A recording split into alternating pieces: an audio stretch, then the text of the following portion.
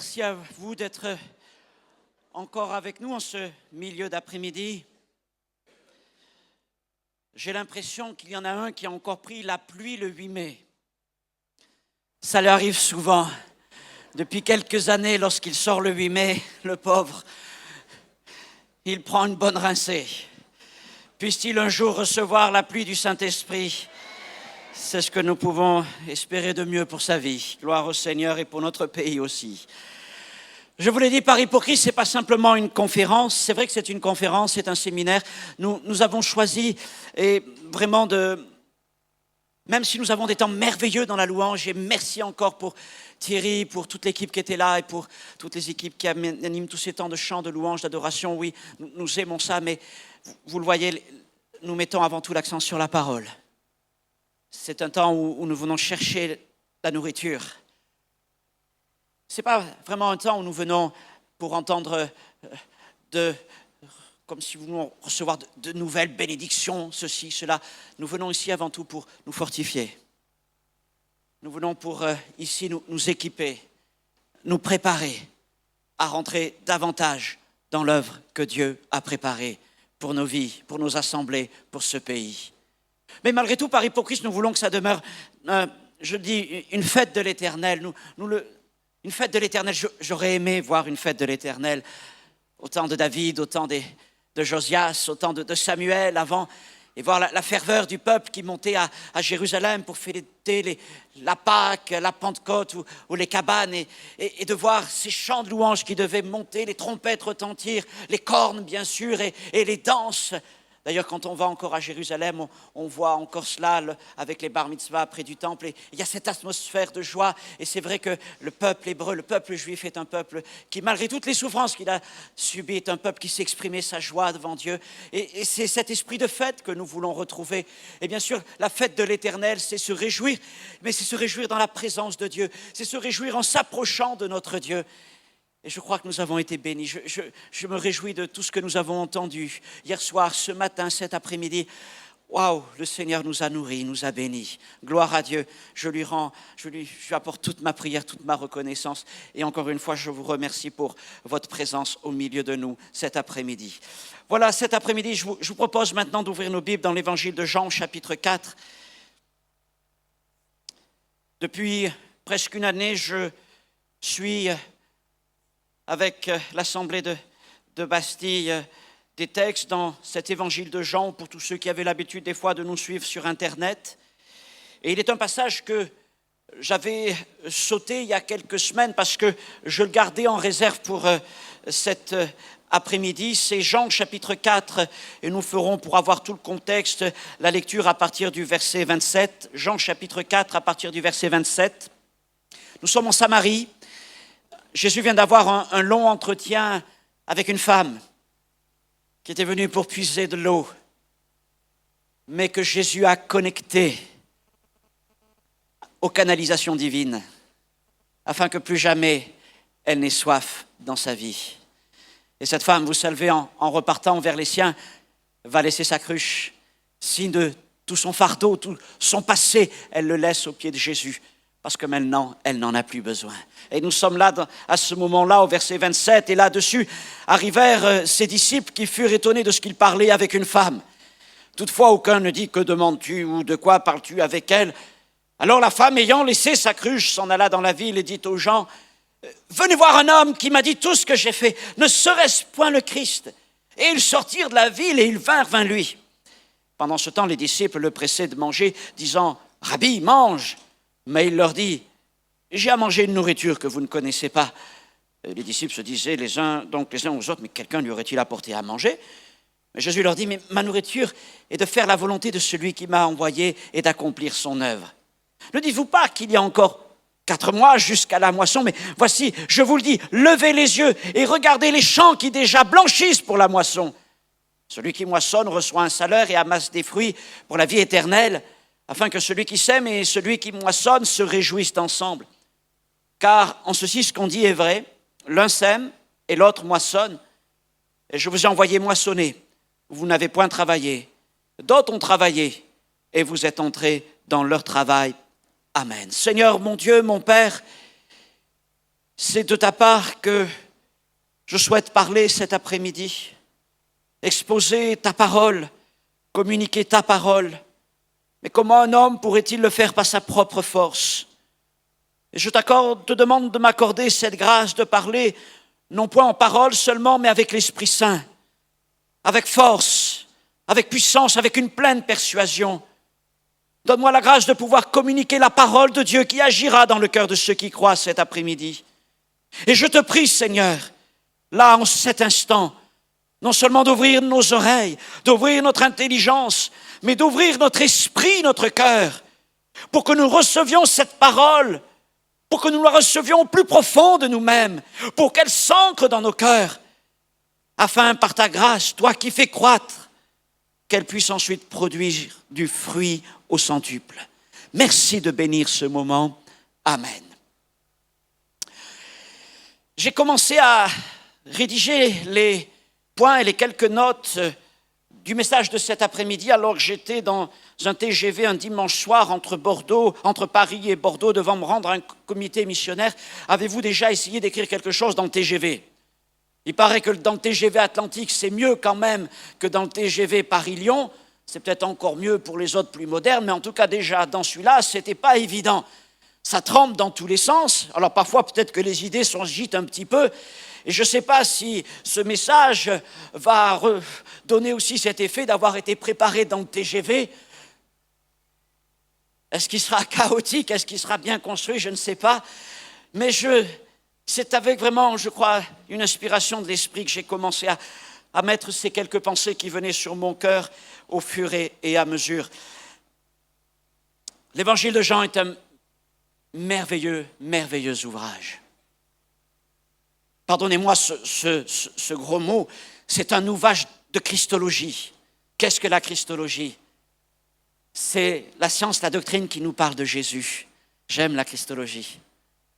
Il n'y a pas de plus belle étude, il n'y a pas de plus belle science que d'étudier notre Seigneur Jésus, parce qu'en lui, il y a tous les secrets de la sagesse, de la connaissance, tout est en Jésus. Et dans cet évangile de Jean, il y a toute la vie de Jésus, tout le cœur de Jésus. Jean nous en parle d'une manière extraordinaire. Vous savez, il a écrit cet évangile dans le tard de sa vie. Il a eu tout le temps pour mûrir, pour grandir dans sa connaissance, dans son intimité avec le Seigneur. Et bien sûr, quand il commence cet évangile, il nous transporte dans les cieux. Comment aller plus loin, plus haut? Au commencement était la parole. Et chaque mot semble peser, semble divin. La parole était Dieu, la parole était avec Dieu. Au commencement était la parole. Et la vie était en elle.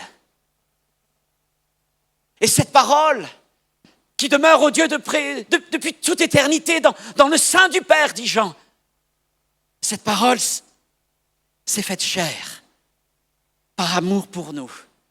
Et cette parole est venue habiter parmi les hommes. Cette parole n'est pas venue dans un palais, cette parole est venue dans une étable. Elle n'est pas venue parmi les princes et les rois de ce monde, elle est venue dans une famille d'ouvriers et d'artisans. Et cette parole s'est faite homme, et cette parole divine, Dieu, s'est fait chair, Jésus de Nazareth. Et quand on regarde à Jésus à travers l'évangile de Jean, nous ne devons jamais oublier cette dimension de la révélation que Jean nous fait de Jésus. Il est fils de Dieu, il est Dieu. Et toute la divinité de Jésus explose dans l'évangile de Jean. Dans chacune de ces rencontres, on est émerveillé, dépassé par ce Jésus extraordinaire. Et puis voilà, il y a le chapitre 4. Et le chapitre 4 est un peu à part, parce qu'il nous met au contact de l'humanité de Jésus. Jésus est fatigué et il se repose auprès d'un puits. Jésus a soif et il demande à une femme qui s'approche de lui donner à boire. Et Jésus a faim et ses disciples iront chercher à manger pour lui. Les besoins fondamentaux de l'homme, la fatigue, le besoin d'être renouvelé dans ses forces, la soif, la faim. Jésus a vraiment expérimenté et connu toutes ces choses que nous connaissons jour après jour. Et Jésus avait donc faim. Et il avait très faim puisqu'ils avaient marché toute la matinée et avec la chaleur du jour, eh bien, non seulement la soif était là, mais la faim était là. Et les disciples étaient donc partis jusqu'au village pour essayer de trouver quelques victuailles. Et ils s'en sont revenus avec des sacs, j'imagine, oui, plein de falafel bien épais, bien dodus. Et bien plein de ce succulent houmous qu'il faut avoir mangé une fois dans sa vie. Et se dire que tous les enfants israéliens grandissent avec ça jour après jour. Et ils en avaient plein les sacs, ils disaient, on va faire un bon repas. Et puis en s'approchant, en revenant vers Jésus, ils voient que Jésus vient de quitter une femme, ou plutôt une femme vient de quitter Jésus. Ils se sont entretenus, tiens, c'est pas quelque chose de fréquent dans la culture, surtout ici en Samarie. Ils n'osent pas lui poser de questions. Déjà, les disciples avaient déjà compris que des fois, il valait mieux pas trop poser de questions avec Jésus parce qu'on ne savait pas trop vers quoi nous amener les réponses. Alors, ils se retiennent et ils lui apportent la nourriture. Tiens, regarde ce que nous avons trouvé, on va bien manger.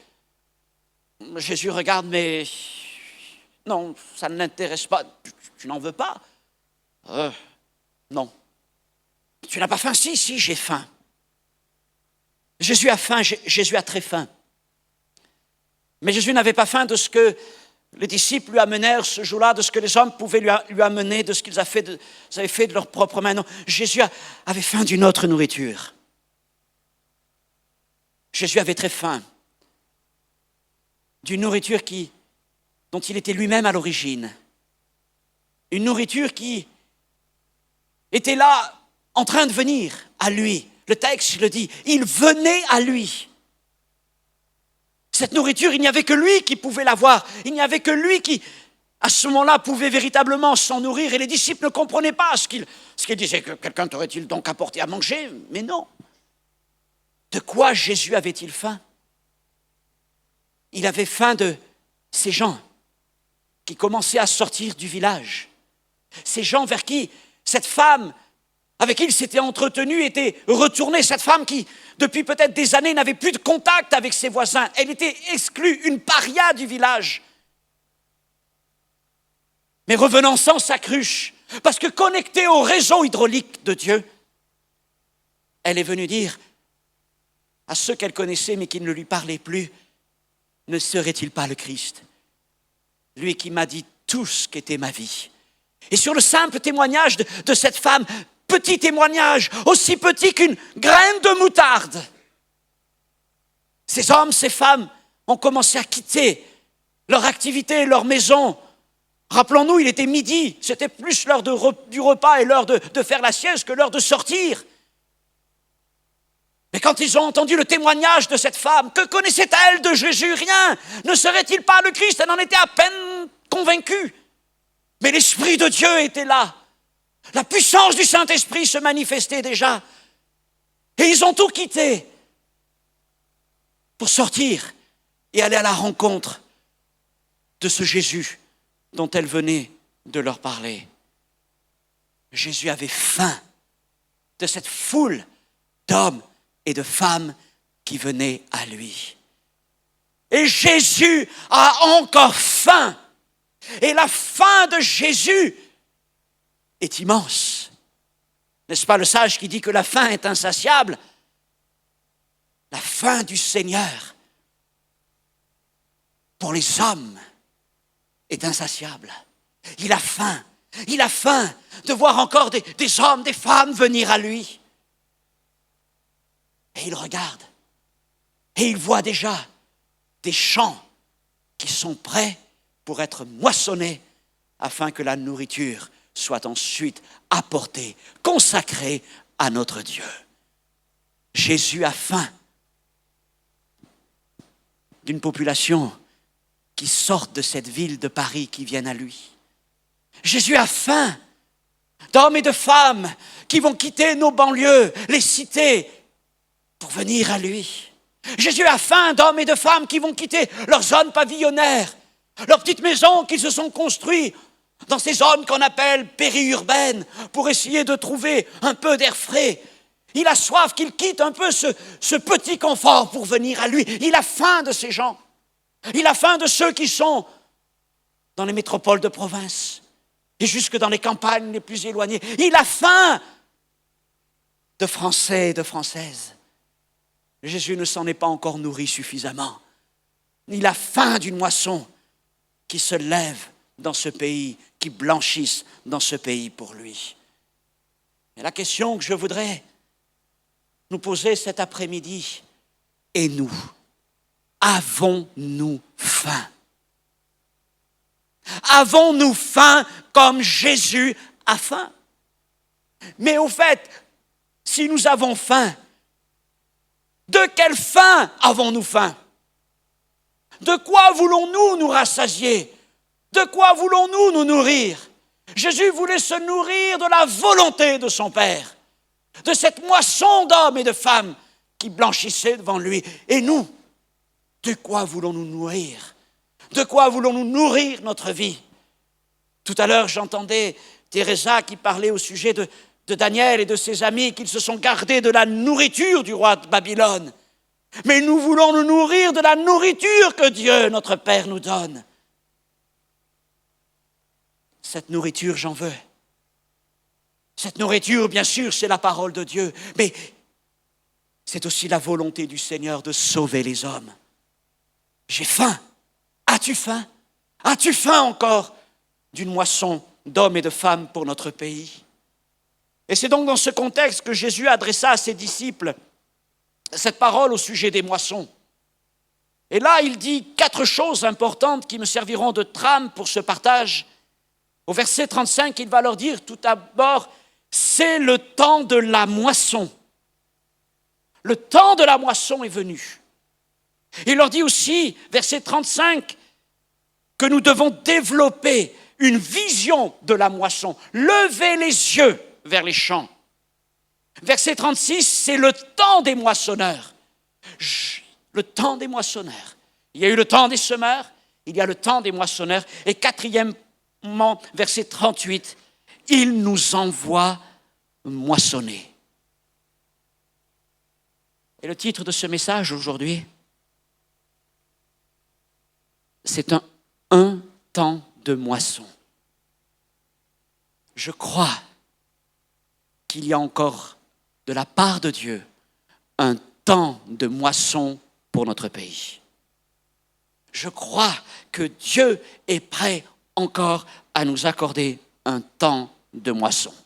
Alléluia! Les moissons marquaient le temps en Israël.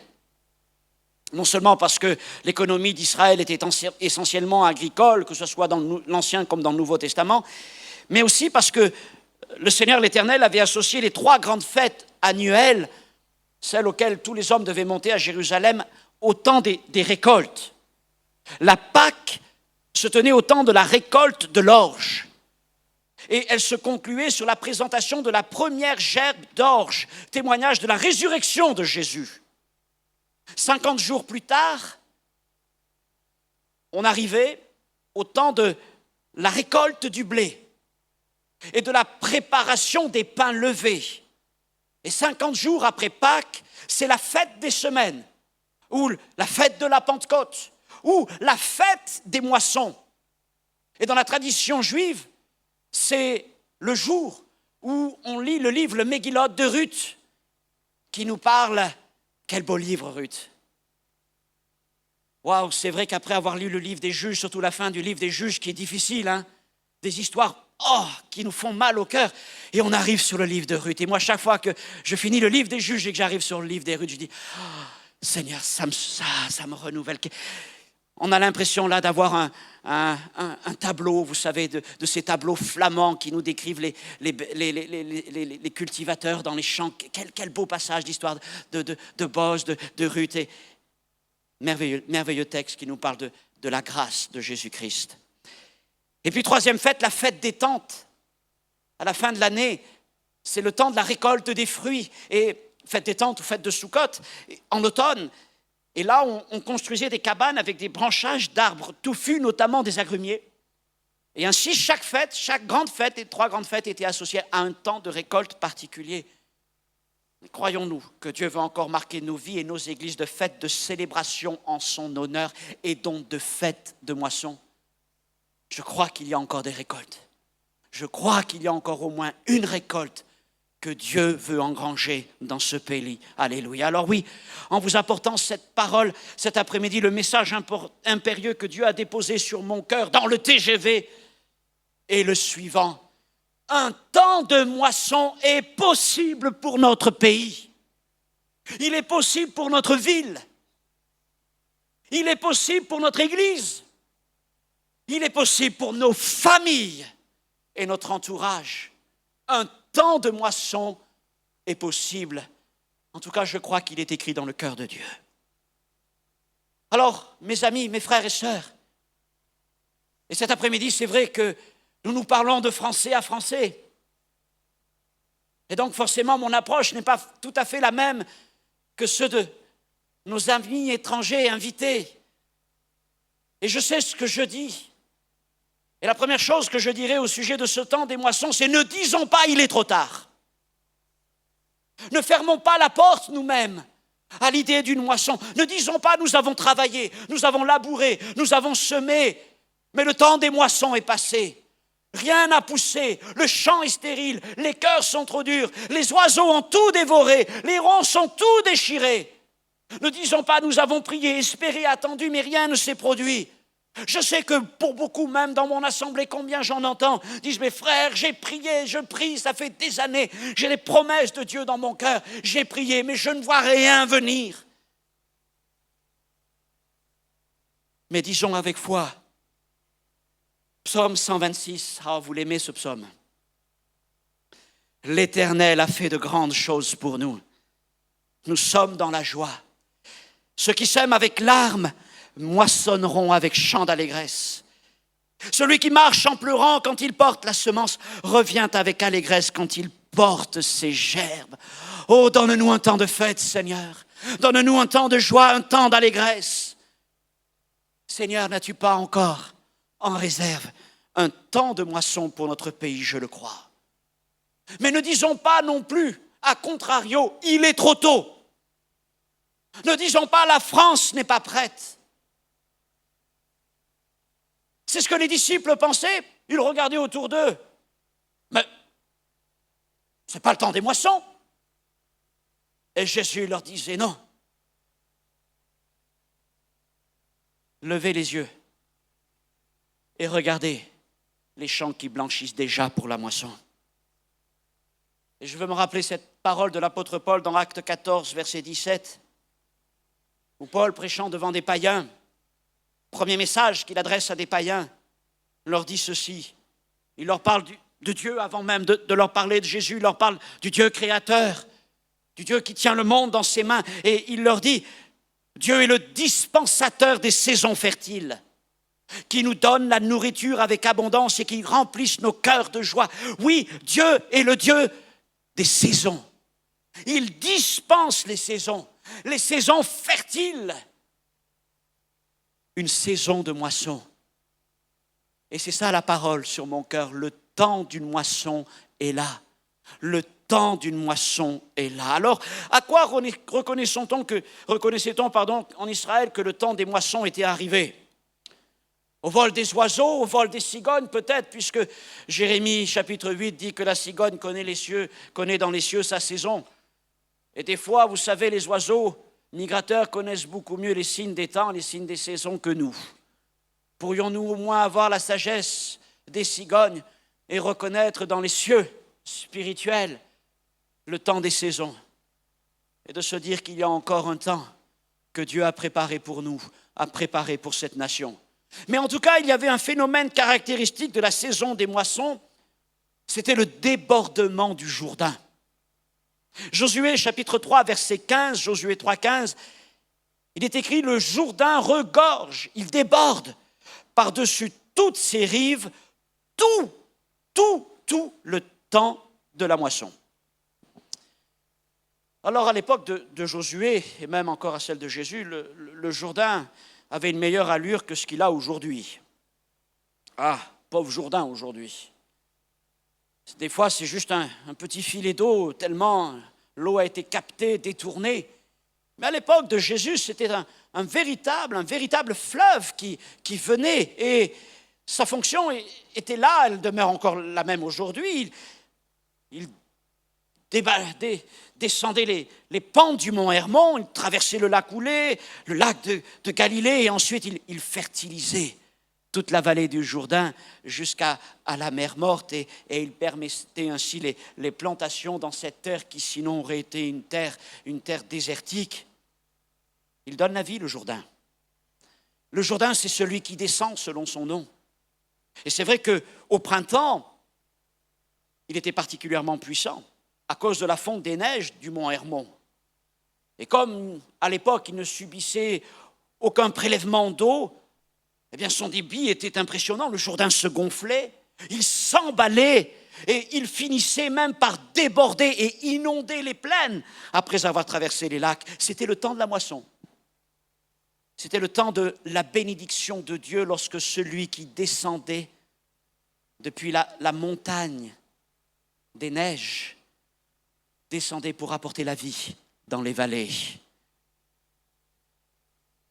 Il est un fleuve qui coule du cœur de Dieu. C'est le grand fleuve de son amour. C'est le fleuve du Saint-Esprit. Il est puissant. Il est chargé des dons du royaume de Dieu. Il déborde partout où il passe. C'est le fleuve de la moisson. C'est le fleuve de la Pentecôte. Et il abreuve les nations de la terre. Qui pourrait contenir ce fleuve? Qui pourrait le dompter? Qui pourrait l'empêcher de couler? Qui pourrait édifier une digue suffisamment haute, un barrage suffisamment massif pour retenir la puissance du fleuve du Saint-Esprit? Les hommes veulent empêcher, bloquer, stopper le déferlement de la vague de l'Esprit. Mais quand il descend, rien ne peut l'empêcher de faire son œuvre. Et quels que soient les projets des hommes, le Saint-Esprit les renversera. Et nous le voyons à l'œuvre dans le monde entier. Renverser les barrages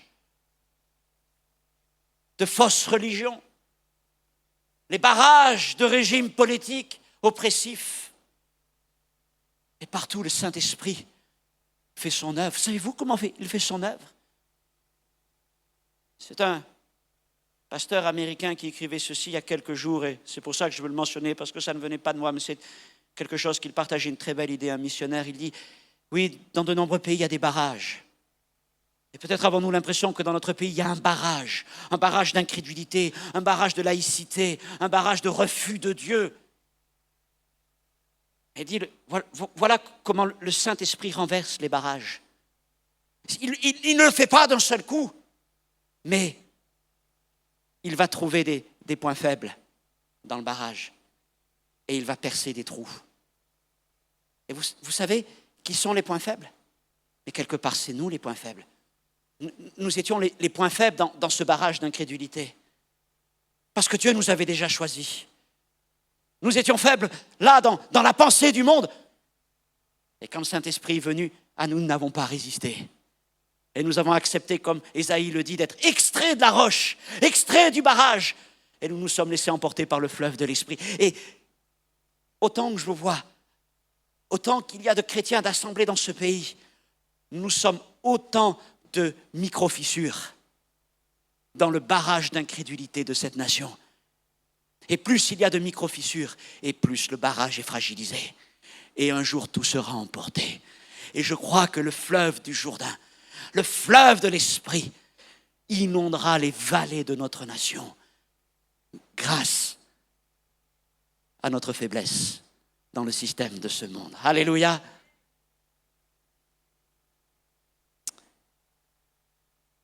Le Jourdain contribuait donc au mûrissement des récoltes quand il arrivait dans les vallées, qu'il débordait dans les champs.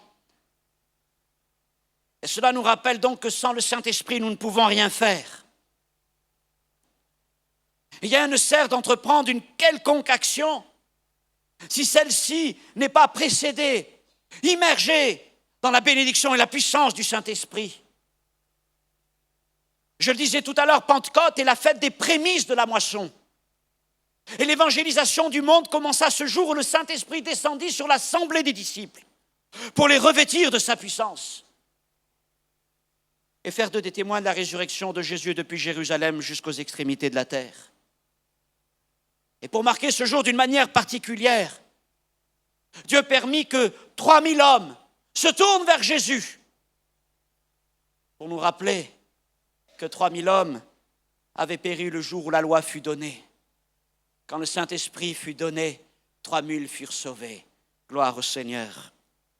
Là où le Saint-Esprit agit, comme le dit Jésus, la semence germe, la terre produit d'abord l'herbe, puis l'épi, puis le grain tout formé dans l'épi. Marc chapitre 4, verset 27. Saint-Esprit. Nous avons besoin, Saint-Esprit, que tu viennes au milieu de nous. Nous avons besoin, Saint-Esprit, que tu continues à descendre dans cette nation. Car sans toi, que pouvons-nous faire? Nous pourrions travailler jour après jour, mais si tu n'es pas avec nous, si tu ne nous revêts pas de ta puissance, de ta force, si tu n'es pas sur nous, Seigneur, tout ce que nous entreprenons est vain. Nous avons besoin de toi, cher Saint-Esprit. Nous avons besoin de ta puissance. Nous avons besoin de tes dons. Nous avons besoin de ton courage, comme le frère le disait ce matin. Nous avons besoin que nos églises soient renouvelées, réveillées par ta présence au milieu de nous. Saint-Esprit, sans toi, nous ne pouvons rien faire. Sans toi, il n'y a pas de temps de moisson. Et nous te demandons de faire grâce à ce pays qui a peut-être érigé tant de barrages et de digues, mais tu es puissant pour les renverser. Nous te demandons de faire grâce à notre nation, Seigneur. Amen. Il y a le temps des moissons. Et mon deuxième point, c'est de parler du temps des moissonneurs. Dieu fixe le temps des saisons, il fixe les temps des saisons fertiles et le temps des moissons, mais il nous appartient à nous de comprendre que le temps des moissonneurs est venu. Et les moissonneurs ne doivent pas rater la saison des moissons. Mais bien sûr, si je parle d'un temps de moisson, c'est parce qu'au préalable, tout un travail laborieux, fastidieux, éprouvant a d'abord été entrepris. Ça a été le temps des labours, le temps des semis. Vous trouverez peut-être que ce que je dis là est exagéré, mais la France est une terre qui a été labourée. La France est une terre qui a été ensemencée par l'Évangile. Oh, on peut tout dire, oui, il y a toujours besoin d'en faire plus, d'aller plus loin, oui, c'est vrai. Mais néanmoins, considérons ceci.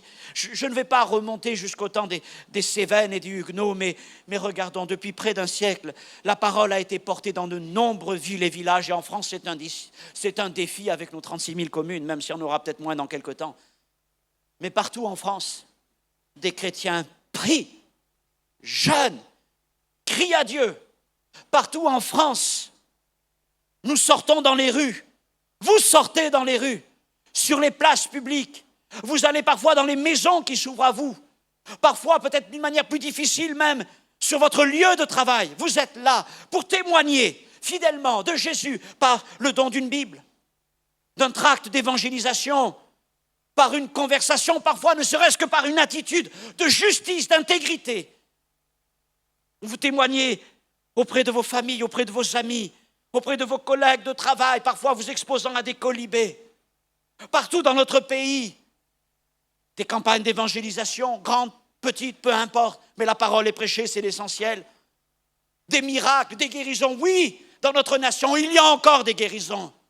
Oui, dans nos églises, il y a encore des guérisons. Oui, Dieu est à l'œuvre. Et il y a même des miracles, des délivrances, des vies restaurées et des conversions.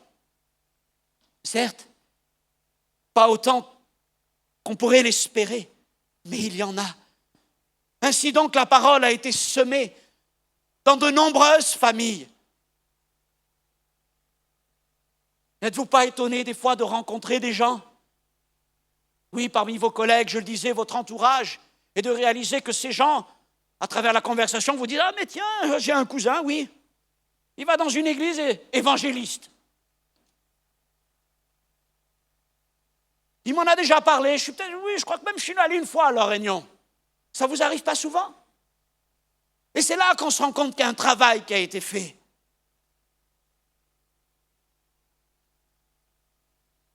Des églises ont été implantées dans toutes les préfectures, dans de nombreuses sous-préfectures, dans des chefs-lieux de canton et même jusque dans des villages. Ça ne se fait pas d'aujourd'hui. Nos grands-parents ont commencé à travailler comme des pionniers. Nos pères ont repris le flambeau et nous rentrons dans leur travail dans cette génération. Ils ont été comme des laboureurs, des semeurs. Et maintenant, Jésus nous commande ceci. Je vous envoie moissonner ce que vous n'avez pas travaillé. Afin donc que la moisson soit engrangée, Dieu veut lever un peuple de moissonneurs pour les envoyer dans les villes, les banlieues, les campagnes de France, moissonner ce que d'autres ont travaillé. Alléluia. Un jour, Jésus fut très fortement saisi dans son cœur. Le Seigneur savait vraiment s'émouvoir devant les foules. Puisse Dieu nous donner cette capacité à nous émouvoir. Il s'est ému devant le besoin des foules qui se pressaient pour venir l'entendre et être bénis par lui. Peu importe les motivations des gens, Jésus aimait ces gens. Et Jésus dit à ses disciples, après les avoir considérés, priez le maître de la moisson. Priez le maître de la moisson d'envoyer des ouvriers dans sa moisson. Matthieu 9, 36 à 38. C'est très intéressant, notez bien. Jésus ne parla pas du maître des labours. Il n'a pas parlé du maître de la semence. Mais il a parlé du maître de la moisson. Dieu est le maître de la moisson. Dieu est un moissonneur.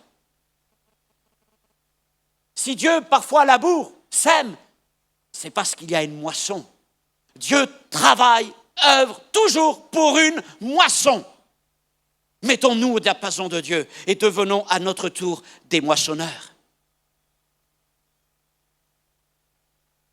Oui, Jésus n'a pas demandé d'envoyer dans le champ des laboureurs, des semeurs, c'est intéressant. Il a dit, priez d'envoyer des moissonneurs. On pourrait dire, il brûle les étapes.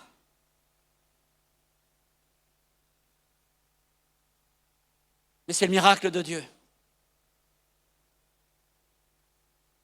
J'y reviens dans quelques instants sur ce point, mais j'avance un petit peu. La France est donc une terre qui a été labourée, ensemencée. Seulement, quand nous regardons les uns les autres, et quand nous regardons dans nos églises, nous nous trouvons un peu comme ce qui est écrit dans le livre d'Ézéchiel. Toutes les têtes sont chauves, toutes les épaules sont écorchées, nous n'avons retiré aucun salaire, autrement dit beaucoup d'efforts, beaucoup de luttes et peu de résultats. Et nous devons le reconnaître, à cause de toutes ces écorchures, nous avons malheureusement perdu de cette flamme évangélisatrice qui animait nos pères. Nous étions un mouvement d'évangélisation.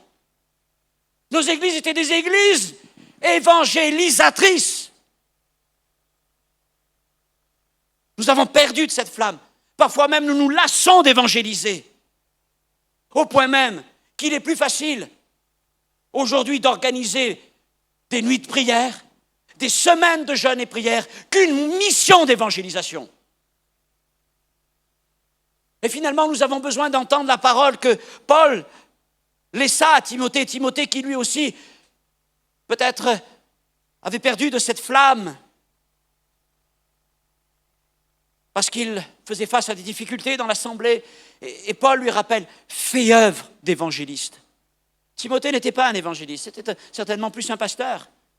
Et Paul lui dit, fais œuvre d'évangélisation, fais œuvre d'évangéliste. Et nous devons entendre cette parole. Mais Seigneur, je ne suis pas évangéliste. Je dis ça moi-même, pour moi-même le premier. Le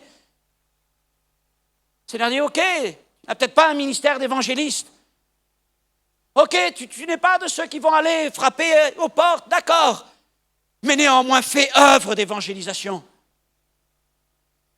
Fais œuvre d'évangélisation là où tu le peux. Retrouve quelque chose de ce feu qu'il y avait en toi. Retrouve quelque chose de cette faim qu'il y avait en toi. Dieu est prêt à nous donner un temps de moisson, mais y aura-t-il des moissonneurs qui ont faim d'une moisson dans ce pays? Dieu va-t-il encore trouver des gens, des frères, des sœurs qui ont faim d'aller chercher la nourriture? Avons-nous faim d'une moisson dans notre nation? Pourquoi en sommes-nous là? À cause de la dureté des cœurs de nos concitoyens, de l'incrédulité, de tout ça, oui, c'est vrai. Mais c'est là que le Seigneur aussi, je pense, parlait à mon cœur. Et j'avoue que je ne réalise pas tout ce qu'il y a dans ce que je vais vous dire, alors vous y réfléchirez par vous-même. Vous prierez pour cela. Mais j'ai l'impression que nous considérons l'évangélisation toujours d'après l'angle des labours et d'après l'angle de l'ensemencement, c'est-à-dire d'après une perspective de peine et de tristesse, et non avec la vision de la moisson, c'est-à-dire d'aller ramener les gerbes avec joie. Et pour nous, dans nos églises, oui, l'évangélisation, c'est vrai que certains aiment ça et le font, et je me réjouis pour tous la belle équipe d'évangélisation que nous avons à l'Assemblée, dans toutes les églises, mais pour la majeure partie d'entre nous, l'évangélisation, c'est des fois quelque chose que, ok, on va le faire, mais des fois quelque chose de subi. C'est difficile, parce que nous n'avons pas la bonne vision. Nous la voyons toujours comme quelque chose. Il va falloir labourer, on va faire face à des obstacles, on va faire face à des cœurs durs. On va se moquer de nous. Alors que le Seigneur veut nous envoyer moissonner. Et dans beaucoup de choses que le pasteur Carter a partagées là, dans ses messages, qu'il partagera encore, qu'il a partagé avec moi, je l'entendais, mais c'est exactement ça. Mais il me dit, mais finalement, quand on est animé de cette vision, de ce cœur de moissonneur, Seigneur, je sors pour moissonner. Si je sors pour moissonner, c'est que toi, tu as une moisson qui est prête. Tu as une moisson qui est prête. Le Saint-Esprit est déjà passé par là. Toi, Seigneur, tu es déjà passé par là. Toi, Seigneur, tu as peut-être rencontré une Samaritaine aujourd'hui. Tu as rencontré une Samaritaine. Et tu vois là une famille qui est en train de blanchir pour la moisson. Tu vois là peut-être une vie, Seigneur, qui aujourd'hui, comme il pouvait raconter certains de ces exemples de jeunes hommes qu'il a pu rencontrer à New York. Et nous avons vécu, nous aussi, ce genre d'histoire, une rencontre qui est là, une rencontre fortuite. Mais n'était-ce pas là du blé qui était en train de blanchir pour la moisson? Vous voyez ce que c'est l'esprit des moissonneurs? Je veux sortir pour moissonner, Seigneur. Je veux sortir pour moissonner. Conduis-moi vers la moisson. Montre-moi la moisson, Seigneur. Il nous faut continuer à semer. Nous devons continuer à semer. Nous devons continuer à ce geste, le beau geste du semeur. Et il sème abondamment. Et il sème abondamment la parole. Et nous donnons les tracts. Et nous envisageons des actions de masse. Oui, nous devons continuer cela.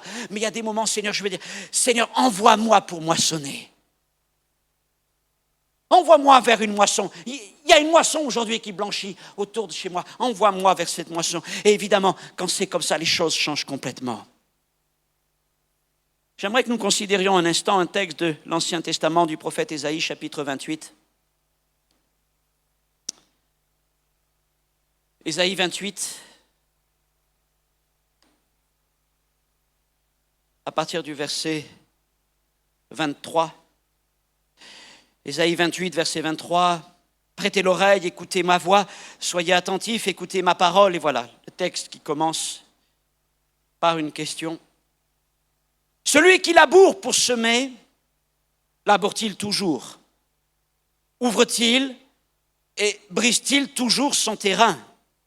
N'est-ce pas après en avoir aplani la surface qu'il répand de la nigelle et sème du cumin, qu'il met le froment par rangée, l'orge à une place marquée et l'épeautre sur les bords?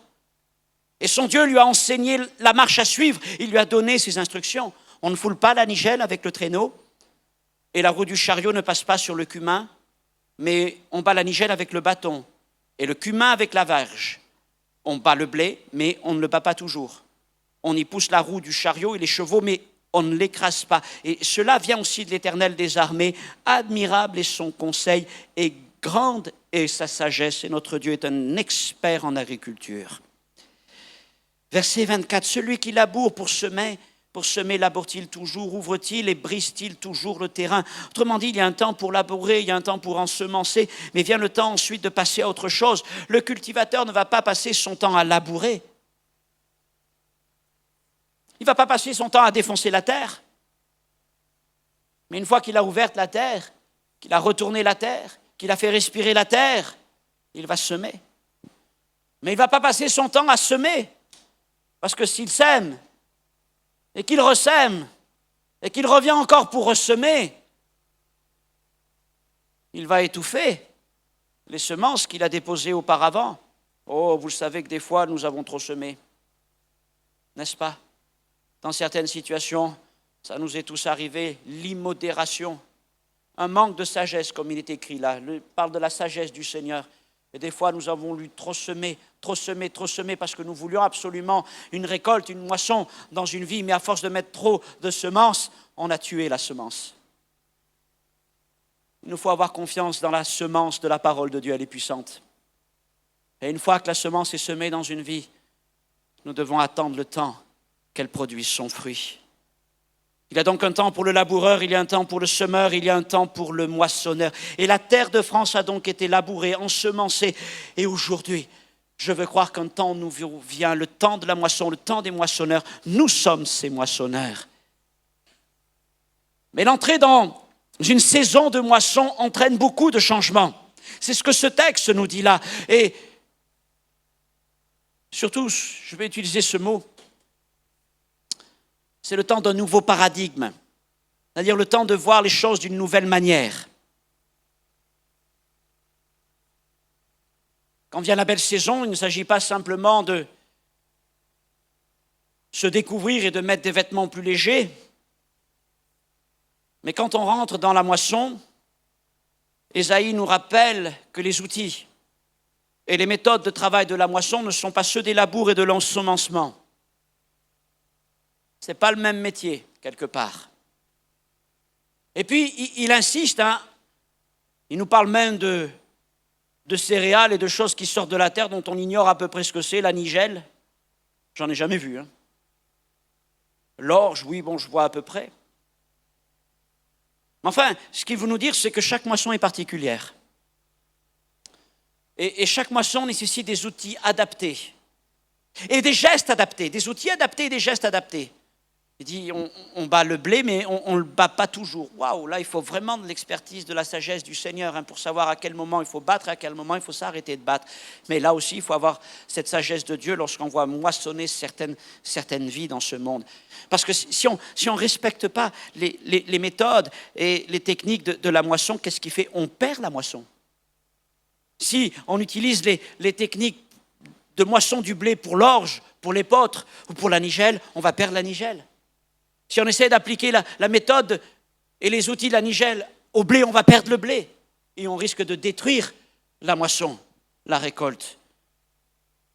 Et c'est vrai qu'aujourd'hui, nous sommes face à différentes populations, différentes cultures, différents environnements de vie.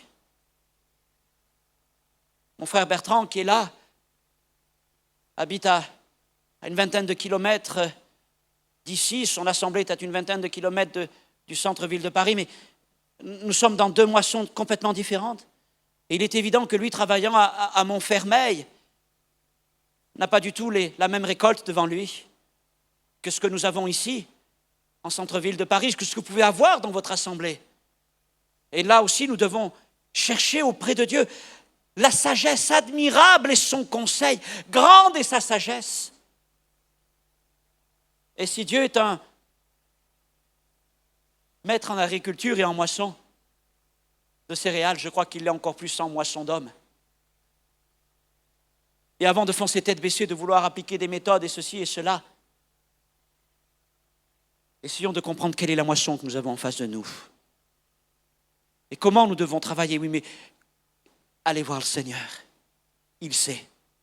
Il sait. Il est capable. Il est capable de nous donner un conseil, de nous donner sa sagesse par rapport au champ qui est devant nous. Mais savez-vous quelle est la chose la plus difficile et la plus importante de toutes?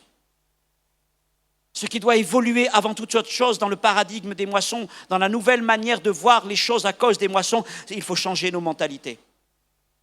Je reprends un peu ce que je disais tout à l'heure que j'avais laissé. Oui, nous devons changer de mentalité. Le chrétien du champ de Dieu en France doit changer de mentalité. Il doit devenir un moissonneur. Il doit devenir un moissonneur. Quand trop souvent, la seule vision, comme je le disais, que nous avons d'évangélisation, donc notre seule mentalité a été conditionnée par ça, c'est labourer, ensemencer. Quand est-ce qu'on verra quelque chose? Laboure, sors, sème. Et Et c'est frustrant parce qu'évidemment, on est dans une terre qui est dure. On a l'impression d'être toujours en train de labourer, toujours en train de semer. Mais lorsque le temps de la moisson vient, lorsque le temps des moissonneurs vient, on doit changer notre mentalité, notre cœur. Seigneur, fais de nous des moissonneurs. Fais de nous des gens avec une nouvelle vision, la vision de la moisson. Je ne vais pas parler cet après-midi sur ce qu'est un moissonneur, ce serait un sujet à part, mais simplement ce point. Avant tout, être moissonneur, c'est avoir une vision de la moisson. C'est ce que Jésus partage aussi avec ses disciples. Donc les disciples étaient partis lui chercher à manger, et nous l'avons dit, Jésus n'en voulait pas. Et il leur dit, j'ai une nourriture spéciale dont je veux me nourrir, me rassasier. Ma nourriture, c'est de faire la volonté de celui qui m'a envoyé. Et Jésus était en train de regarder la femme samaritaine et qui témoignait là, à l'entrée du village, un peu plus loin, aux siens, à ses amis, à ces gens qu'il avait rejetés, peut-être à sa famille. Je ne sais pas, peut-être même était-elle en train de témoigner à l'un de ses 5 maris, et le 6e avec qui elle n'était pas mariée, s'il était encore vivant, et j'en sais rien du tout, mais elle était en train de leur dire, n'est-il pas le Christ? Et ces gens, d'une manière miraculeuse, étaient en train de venir vers Jésus, et là il les voyait, et il dit, les champs blanchissent déjà pour la moisson. Jésus avait faim de ces gens qui venaient à lui. Oui, avons-nous autant faim que Jésus? Avons-nous encore faim, mes frères et sœurs? Avons-nous encore faim d'âme ou sommes-nous rassasiés?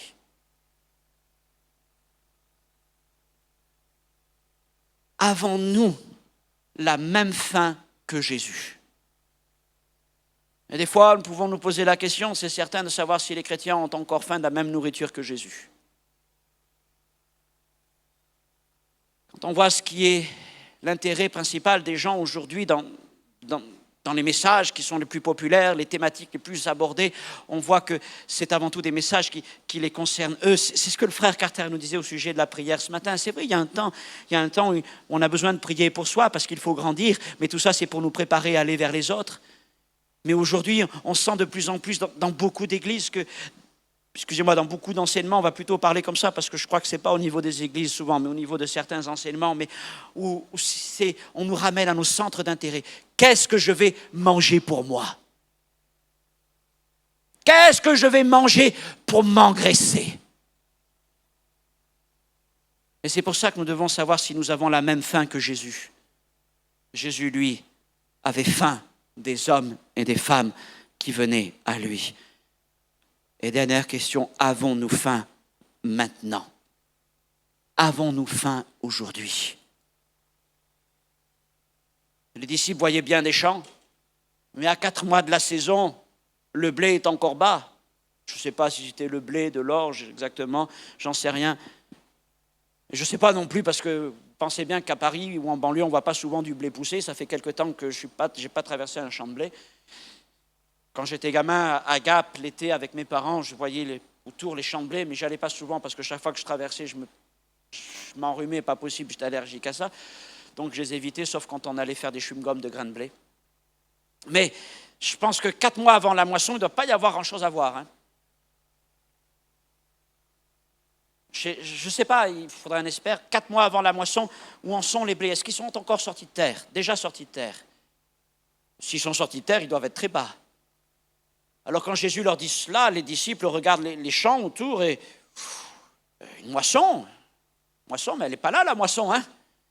Oui, tu n'as pas tort, on dit il faut encore 4 mois, oui, c'est sûr, il faut encore patienter. Il faut encore patienter, Seigneur, et nous, c'est ce que nous disons. Seigneur, oui, certainement, on a semé, mais avant que ça vienne, il va falloir encore attendre. Oui, c'est pas faux, c'est pas faux. Seulement, Jésus, lui, mangeait déjà. Jésus déjà savourait.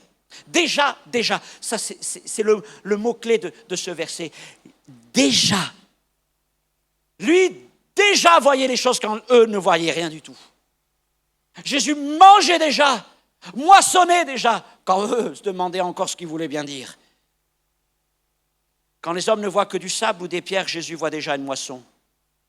Quand nous ne voyons que stérilité ou aridité, Jésus voit déjà une moisson. Quand nous sommes en plein hiver, que tout semble figé, paralysé, gelé, Jésus voit déjà une moisson. Des fois, nous ne voyons rien ou si peu. Et pourtant, Jésus nous dit, la moisson est là. La moisson est déjà là. Oh Seigneur, ouvre-moi les yeux. Je veux voir comme toi tu vois. Seigneur, apprends-moi à voir. Parce que Seigneur, comment vais-je devenir un moissonneur si déjà je ne vois pas la moisson? Si je ne vois pas la moisson, Seigneur, mais comment reconnaîtrai-je la moisson? Comment même pourrais-je te demander, Seigneur, quelle technique, quel conseil, quelle sagesse, si je ne sais même pas reconnaître qu'il y a une moisson devant moi, si je ne vois même pas la moisson, alors Seigneur. Mais avec Jésus, c'est vrai que le Seigneur nous prend toujours un peu de travers, parce qu'il ne fait jamais les choses comme tout le monde. Lui, il nous envoie maçonner quand tout semblera. Et il nous dit, la moisson est déjà là. Parce que le moissonneur est un homme de foi. C'est une femme de foi. C'est un homme, c'est une femme de vision. Mais Jésus voyait cette femme, cette Samaritaine, qui là, un peu plus loin, était en train de témoigner aux siens.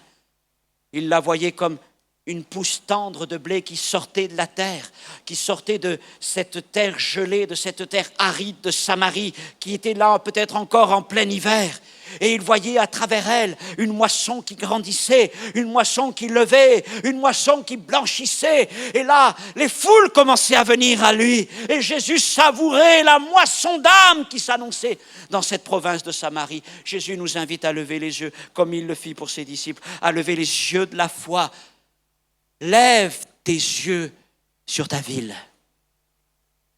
Lève tes yeux sur ta famille. Lève tes yeux sur ton voisinage. Lève tes yeux sur ton entreprise, ton administration. Seigneur, montre-moi la moisson. Montre-moi les moissons. Quand tout me dit, quand mes sens me disent qu'il n'y a rien qui pousse, montre-moi la moisson. Quand tous mes sens me disent c'est l'hiver, Jésus, montre-moi que tu es le Dieu du printemps, le Dieu des saisons fertiles et que tu tiens, Seigneur, toutes choses entre tes mains. Seigneur, donne-moi la vision de la moisson, afin que je ne dise plus où est la moisson.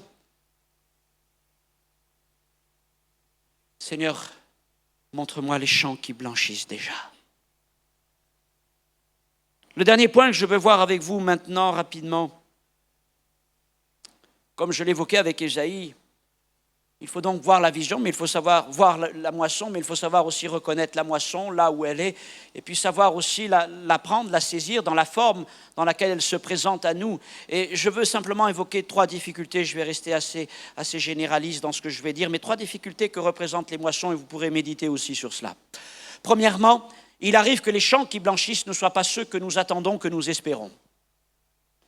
C'est le cas ici des Samaritains. Si les disciples pouvaient envisager une moisson d'âmes, ils l'espéraient plutôt soit au sud en Judée ou au nord en Galilée, mais en Samarie. En Samarie. Et vous savez, il nous arrive, nous aussi peut-être trop fréquemment, de nous fixer obstinément sur tel ou tel champ, attendant qu'il mûrisse. Seigneur, fais mûrir mon champ. Seigneur, fais mûrir ce champ. Seigneur, fais blanchir ce champ. Et on peut y rester comme ça, et on prie, et on prie. Alors qu'un autre est en train de blanchir juste à côté. Seigneur, fais mûrir mon champ. Et l'autre est en train de mûrir. Nous n'y prenons pas garde. Nous n'y prêtons pas attention. Pourquoi? Ce n'est pas mon champ. C'est pas mon champ. Je n'ai pas travaillé. Mais Jésus nous dit, c'est pas ton champ, c'est mon champ. C'est mon champ. Et je t'envoie maçonner dans mon champ. Et c'est ce champ que je suis en train de faire blanchir. Et nous rappelons cette parole de l'apôtre Paul, j'ai planté. Apollos a arrosé, mais n'oubliez pas, c'est Dieu qui fait croître. Et des fois, c'est très déstabilisant. Moi, je voudrais, Seigneur, que mon champ blanchisse. Et le Seigneur est en train de faire croître le champ d'à côté. Mais Seigneur, ce n'est pas mon champ, c'est ton champ. Tu es le maître de la moisson. Seigneur, donne-moi la grâce de lever les yeux vers les champs qui blanchissent déjà. Ce mot est extraordinaire. Et je veux te dire, mon frère, ma sœur, qu'il y a déjà des champs qui blanchissent autour de nous.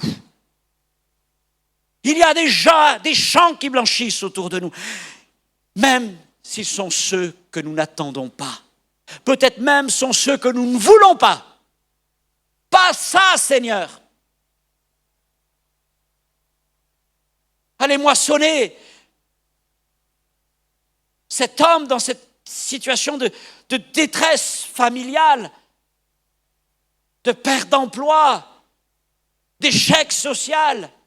Ce n'est pas forcément cette moisson-là que je voudrais. Je voudrais une autre moisson. Mais Dieu nous dit, écoute, aujourd'hui, c'est ce champ que je fais blanchir. Et c'est vers lui que je veux t'envoyer moissonner. Et ça, c'est une des premières difficultés. Un premier défi.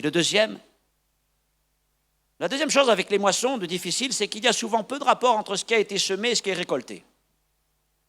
Rappelez-vous ce que Paul écrit dans 1 Corinthiens 15, 37, « Ce que tu sèmes, ce n'est pas le corps qui naîtra, c'est un simple grain de blé. » 1 Corinthiens 15, 37, s'ils mettent le texte à l'écran. Donc c'est un simple grain de blé peut-être, ou d'une autre semence, mais Dieu lui donne donc un corps comme il lui plaît, et à chaque semence, il lui donne un corps qui lui est propre. Regardez un pépin et regardez une pomme. Le pépin, la pomme.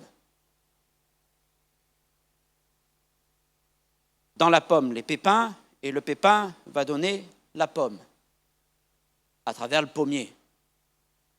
Mais quel rapport entre le pépin et la pomme? Ne mangez pas le pépin, ça n'a pas le goût d'une pomme. Le pépin ne se mange pas, il se sème. Ou alors il se jette. Mais semez-le. Mais Seigneur, comment imaginer que de ce pépin-là, je vais avoir une magnifique Granny Smith, toute verte,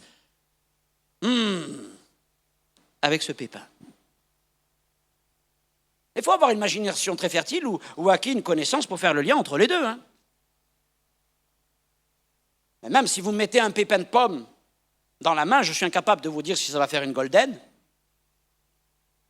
si ça va faire une red chief, si ça va faire une pomme Canada ou autre chose. Pour moi, c'est un pépin de pomme. Dieu sait, lui, ce qu'il y a à l'intérieur, ce qui est programmé à l'intérieur, mais moi, je suis incapable de vous dire. Je ne sais même pas si un spécialiste pourrait vous dire quelle est la différence entre les pépins de pomme.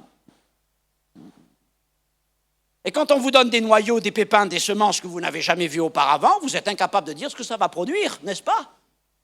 Pof! Vous vous retrouvez avec un bulbe. Tiens, j'ai trouvé un bulbe. Bon, on va le planter en terre, on va bien voir ce que ça donne, parce que je suis incapable de voir ce que ce bulbe va donner. Imaginez, je vais ouvrir le bulbe.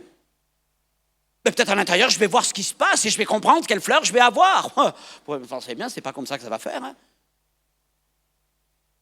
Non, le seul moyen pour savoir quelle fleur je vais avoir avec le bulbe que j'ai, c'est de planter le bulbe. Mais sinon, je suis incapable de savoir ce que mon bulbe va me donner. Et la moisson divine est tout aussi désarçonnante. Vous semez telle parole de Dieu, vous allez dans tel sens, parce que vous imaginez que vous allez obtenir tel résultat, et puis c'est quelque chose d'autre qui se manifeste. Et ça ne ressemble pas du tout à ce que vous escomptiez, au point que vous vous demandez si c'est réellement la moisson promise. Seigneur, c'était ça ma cible. Alors j'ai pris cette semence. Et puis comme Paul le dit, Dieu donne à la semence le corps qui lui plaît. Et puis on se retrouve avec autre chose. Seigneur, je veux vraiment cibler tel type de population. Et puis, patatrac. Voilà que ce n'est pas eux qui ont répondu, mais que c'est d'autres. Mais c'est quoi ça? N'est-ce pas ce qui nous arrive parfois? Nous avons semé une certaine semence, pensant obtenir une certaine moisson, et Dieu donne un corps inattendu à la semence que nous avons plantée, nous ne savons pas comment réagir. Au point d'être désemparés. Combien d'églises ont été ébranlées par l'arrivée d'une moisson d'âmes inattendue? Nous avons prié, nous avons distribué des tracts, nous avons fait des campagnes d'évangélisation, nous avons demandé au Seigneur de bénir notre ville. Oh, je me rappelle toujours, vous certainement, bien des frères et sœurs, vous les avez entendus, nos frères, toute la génération des pasteurs comme Guy Bergamini, Claudio ou Michel Balverde, qui nous racontent là dans les assemblées de l'Est, quand il y a eu le réveil parmi les drogués dans ces églises, ils sont arrivés là tous, ils nous racontent à chaque fois, Guy sait bien le faire, avec leurs cheveux longs, leurs chiens en plein milieu de l'assemblée, et les mamies qui étaient là, qui se demandaient ce qui se passe.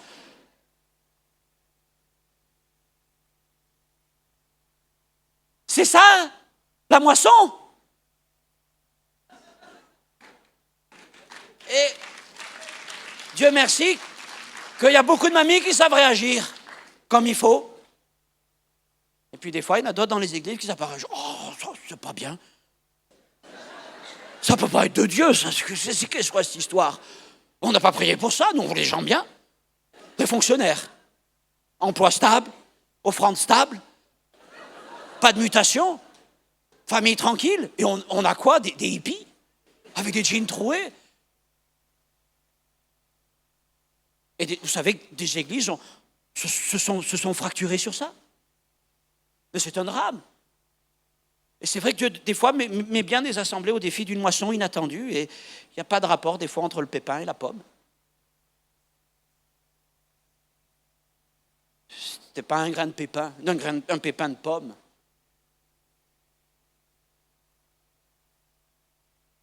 Je ne sais pas si c'est devenu une courge. Dernière chose concernant les moissons. Je l'ai déjà évoqué avec Ésaïe, avec le texte d'Ésaïe qui nous sensibilise à la question des différentes moissons. J'arrive à la fin, rassurez-vous. Nous ne pouvons nous permettre d'ignorer les différences. Vous rappelez-vous la nigelle, le blé, l'épeautre, enfin tous ces trucs qu'on n'a pas l'habitude nous de voir ici. Nous ne pouvons nous permettre d'ignorer ces différences et agir comme si nous n'avions qu'une moisson. Seigneur, waouh, des hommes, des femmes, toi tu ne fais pas de distinction, c'est vrai. Mais Ésaïe le rappelle, le blé doit être moissonné de telle manière, avec tel outil, avec autant de temps, et l'agnelle doit être, elle, par contre, moissonnée d'une autre manière, avec tel autre outil. Et si les méthodes et les outils ne sont pas respectés, il y a risque de perdre la moisson. J'ai été étudiant à Paris il y a quelques années, non, il n'y a pas tellement longtemps. Et j'ai quitté ma ville de Bordeaux, j'ai quitté mes parents, donc j'avais 19 ans. Le Seigneur m'a permis de trouver un joli petit studio dans une belle ville du Val d'Oise, Montmorency. J'étais bien là-haut, c'était sympa, mais forcément, j'ai passé 3 ans ici, dans ce temps d'études à Paris. Et donc, quand je suis revenu ici avec mon épouse pour venir servir le Seigneur dans cette église de Bastille, vraiment dans mon cœur pesait le fardeau de la jeunesse. Parce que je savais ce que ça pouvait représenter comme risque de se perdre que de monter tout seul à Paris. Donc j'ai vraiment eu ce fardeau et vraiment le Seigneur a parlé à mon cœur d'un projet qui à l'époque était assez innovant. D'ailleurs, chaque fois que j'explique, même encore des pasteurs et dans des églises n'arrivent pas vraiment à comprendre ce qu'on fait et de quoi je parle. Mais on parle des jeunes adultes. Alors les pasteurs, oui, ils me disent, un groupe de jeunesse. Non, c'est pas un groupe de jeunesse. Ah, c'est pas un groupe de jeunesse, c'est quoi alors? Un groupe d'ados? Non, c'est des jeunes adultes. Mais c'est quoi des jeunes adultes? Oh, c'est une espèce parisienne.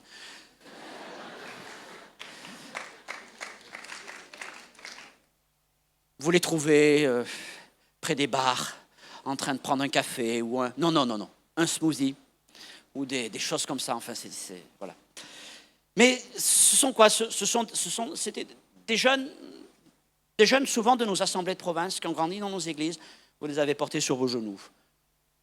Et puis après, ils ont bien grandi et ils ont fini leurs études en province ou même à l'étranger. Et puis, au gré d'un concours, d'une école, ils se retrouvent à Paris, ils ont 21, 22 ans. Ils sont souvent quand même en 2e cycle d'études supérieures, ou alors ils ont décroché leur diplôme, et puis souvent le seul job qui s'ouvre à eux, c'est de venir sur Paris, un poste dans une entreprise ou quoi sur Paris, en banlieue, à la Défense ou ailleurs, et ils arrivent ici, ils ont donc 22, 23, 24, 25 ans, voilà, ça c'est cette tranche d'âge. Et c'est une tranche d'âge tellement importante parce que c'est vraiment l'entrée dans la vie active, la vie professionnelle, c'est les années où les décisions les plus importantes, la vie familiale et bâtir une vie d'adulte. C'est des années si importantes. Et puis à Paris, vous savez, c'est tellement facile de se perdre. Et on a eu ce fardeau, dès qu'on est arrivé, on a eu ce fardeau sur notre cœur.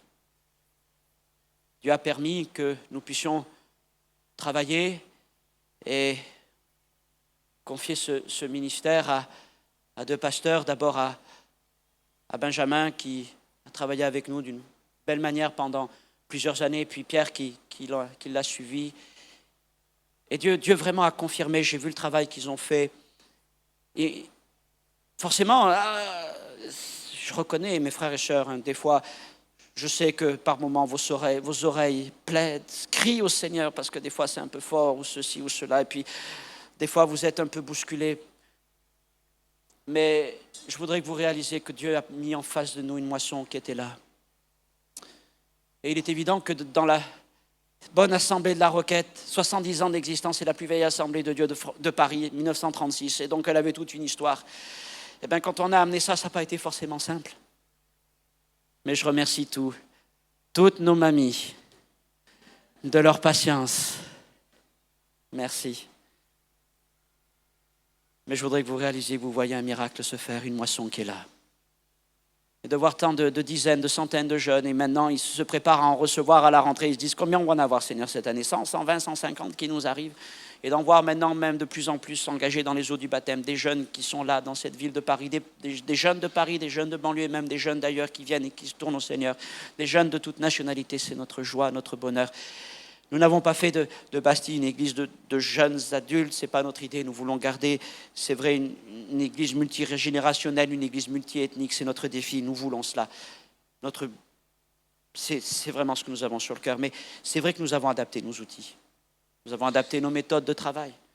C'est vrai que nous avons peut-être, parfois, je le dis, je le confesse, c'est vrai, nous avons négligé peut-être certaines choses pour accentuer sur cela. Pourquoi ? Parce que c'était là que le Seigneur nous disait, il y a un champ qui blanchit pour la moisson. Et que voulez-vous, le quartier de Bastille particulièrement, si vous allez le voir, il est un peu plus loin, mais à Bastille, il y a plus de monde la nuit que le jour. Et on est dans un des quartiers de France les plus jeunes. 42% de la population a entre 20 et 39 ans. Donc on ne compte pas les enfants encore. 42% de la population entre 20 et 39 ans. La plupart sont célibataires. Bon, ça c'est autre chose. Mais ils ont entre 20 et 39 ans. Et ils sont là autour de nous. Ils viennent faire la fête à Bastille.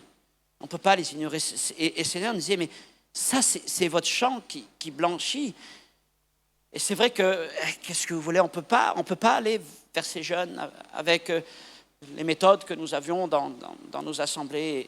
Et je bénis le Dieu de ce que, eh bien, ils ont su développer. Ils développent de plus en plus des méthodes qui leur permettent d'atteindre ces jeunes. Et de plus en plus, ils ont le cœur d'aller vers cette moisson. Parce qu'à Paris, eh bien, Dieu fait lever une moisson de jeunes gens, une moisson de jeunes adultes.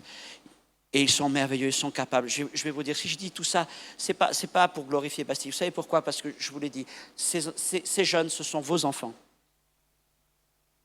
Et nous essayons d'en prendre soin le mieux possible. Et nous nous sentons redevables vis-à-vis des assemblées de province, de ce que vous nous avez confié, vos jeunes. Vous pouvez le dire dans vos églises. Nous voulons en prendre soin. Pour faire d'eux des serviteurs de Dieu, pour faire d'eux des moissonneurs. Apprenons donc à reconnaître les moissons que Dieu fait blanchir et adaptons nos outils, adaptons nos méthodes. Remisons les outils, abandonnons les méthodes que nous maîtrisons peut-être, mais qui ne sont pas adaptées. C'est vrai que par moments, on se dit, ah, ça, je sais bien faire. Battre, ça, je sais faire. Je vais prendre mon vent et je vais y aller. Ça, je sais faire. Oui, mais ça, c'est fait pour le blé, mais ce n'est pas fait pour l'autre. Ah oui, mais je sais faire. C'est ce qu'on m'a appris, c'est ce que j'ai toujours fait. Oui. Certes, mais si tu vas faire ça, tu vas tout gâcher. Mais c'est ce que je sais faire, mais tu vas tout gâcher. Et c'est un combat, vous comprenez, c'est un combat. Mais l'essentiel, je le dis souvent, ce n'est jamais le comment, c'est le pourquoi. Et quand le comment prend le pas sur le pourquoi, on est en danger. Dans un danger de sclérose. Réfléchissez à ça aussi. Quand le comment prend le pas sur le pourquoi. tout cas, le maître de la moisson connaît ses moissons, il connaît ses champs, il connaît ses plantations. Et il nous appartient de rentrer dans ce qui est avant tout son champ. Même si le champ nous surprend par sa forme, même si le champ qui blanchit n'est pas celui que nous escomptions, Seigneur, c'est ton champ. Les disciples n'imaginaient pas que le Seigneur ferait blanchir un champ de Samaritains. Et pourtant, c'est ce que Dieu a fait. Il a envoyé ses disciples. Et plus tard encore, après que Philippe soit allé faire une super campagne d'évangélisation, eh bien, Pierre et Jean reviendront pour encore une fois moissonner dans cette province coincée entre la Judée et la Galilée. Mes frères et sœurs, le fleuve de l'Esprit déborde dans le monde entier. Et parce qu'il déborde, il déborde partout. Qui peut l'empêcher de déborder? Ne pensez pas qu'il ne pourra pas déborder jusqu'à nous. Le fleuve de l'Esprit, ce n'est pas le nuage de Tchernobyl qu'on peut arrêter aux frontières de l'Alsace. Le fleuve de l'Esprit va venir jusqu'en France et il est déjà là. Et rien ne pourra l'empêcher parce qu'il déborde dans le monde entier, parce que c'est le temps de la moisson. C'est le temps de la dernière grande moisson. Le Seigneur est si proche. La dernière moisson, après, ça sera celle des anges. Mais là, elle nous échappe. Oh Seigneur, je crois que non seulement un temps de moisson est possible pour notre pays, mais je crois, Seigneur, qu'un temps de moisson pour notre pays est déjà là. Et ma prière, Seigneur, ce n'est pas que tu nous accordes une moisson, mais que tu nous montres la moisson qui blanchit déjà. Montre-nous les champs qui blanchissent déjà. Seigneur, y aurait-il qu'une tige de blé qui pousse toute seule à un endroit et qu'il faut aller moissonner parce qu'elle blanchit, je veux y aller. Seigneur, n'as-tu pas envoyé Philippe sur la route déserte qui mène à Gaza pour aller vers cet homme, cet eunuque? Lui qui venait de prêcher aux foules en Samarie, tu l'as envoyé vers cet homme. Seigneur, s'il n'y avait qu'un homme prêt à être moissonné, je veux aller le moissonner. Seigneur, accorde-moi la joie de vivre une expérience de moisson. Seigneur, donne-moi cette expérience. Je veux moissonner une âme. Avez-vous moissonné quelqu'un? Voulez-vous moissonner quelqu'un? Vous verrez que vous nourrirez vos vies alors. Seigneur, donne-moi faim de tes moissons. Donne-moi un cœur de moissonneur. Donne-moi une vision de tes moissons. Seigneur, envoie-moi vers ta moisson, celle qui blanchit déjà. Je vais faire un appel tout à l'heure. Je ne vais pas vous fatiguer plus que ça parce que ce soir, je sais que la réunion va être extraordinaire. Mais ça ne va pas être un appel. Moi, je veux savoir si tout à l'heure, il y a des gens qui veulent s'enrôler dans la moisson. Mais je finis par ça. Juste, ça va être très court, pardonnez-moi. Si nous sommes d'accord avec cela, il nous reste encore une chose à faire. Il faut transformer nos églises en greniers. Il faut transformer nos églises en greniers, comme au temps de Joseph et des 7 années de moisson exceptionnelles. Il faut que nos églises deviennent des greniers pour la moisson.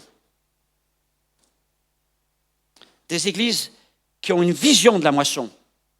Des églises peut-être dans lesquelles il faudra faire de la place pour la moisson. C'est ce que je vous disais au sujet de Bastille. On a dû des fois pousser un petit peu. Faisons de la place, faisons de la place. Oui, on est passé de 1 à 3 cultes. On se demande si on ne va pas en faire un 4e.